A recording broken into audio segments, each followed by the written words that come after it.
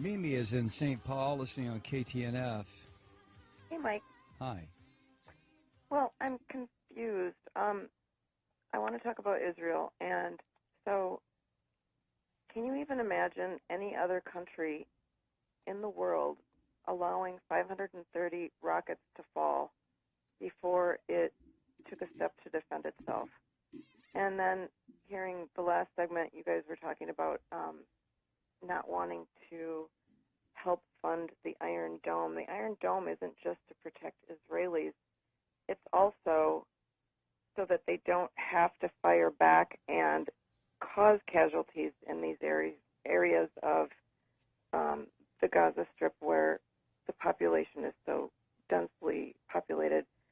I just don't know. Tell me what you think would be an acceptable. When are the Israelis supposed to defend themselves? How can they do that? Well, wait a second, Mimi. Let me just turn it around and ask you something. You are a family. You have lived in St. Paul, Minnesota, for your family and your antecedents for probably, let's say, 100 years. And all of a sudden, I show up on your doorstep, literally on your doorstep. And I say to you, Mimi, get out of this house. This is my house. Let me tell you why it's my house. It's my house because my religion says it's my house. Now get out. Now, I happen to be standing on your doorstep with a gun pointed at your head and at Wait, your... who are you? No. Hold on. No. I listened to you. You okay, listened to I me. Don't know which side you're talking for, but okay. All right, Mimi, I'm going to put you on hold so you can go ahead and interrupt if you want to. But I'm standing on your front porch, and I order you and your family out of your house. And I tell you that it's my house, not your house. And the reason it's my house and my block and my neighborhood is because my religious belief says it's mine.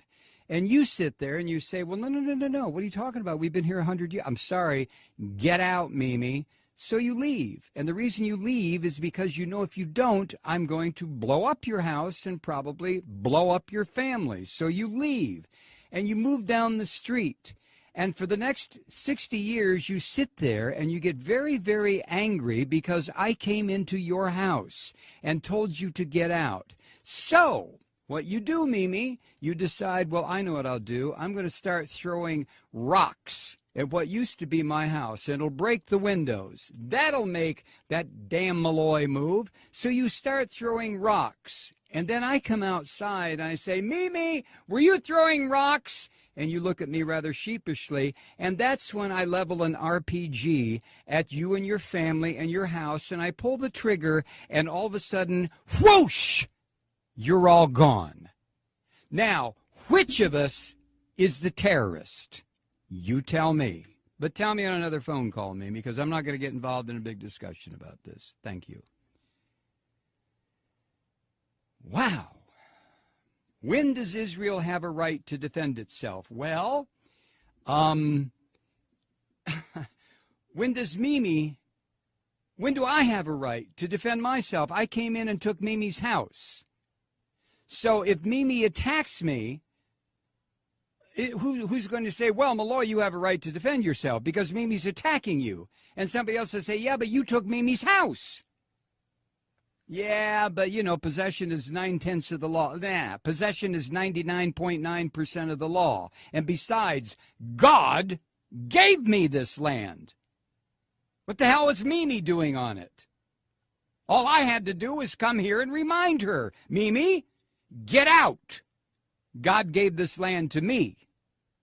Now, if Mimi doesn't like that, she can go live in the little ghettoized area that I've set up for her near the Mississippi River in St. Paul, where there's bad electricity, bad water, the fish are no good to eat, and Mimi can stay there until hell freezes over. Or Mimi can throw rocks at my house. Used to be her house. In which case, I will level a couple of grenades at her. So the question, Mimi, is not, when do I have a right to defend myself? I stole your house. I stole your neighborhood. I stole your friend's house. I stole the corner grocery store. I took it all. When do I have a right to defend myself?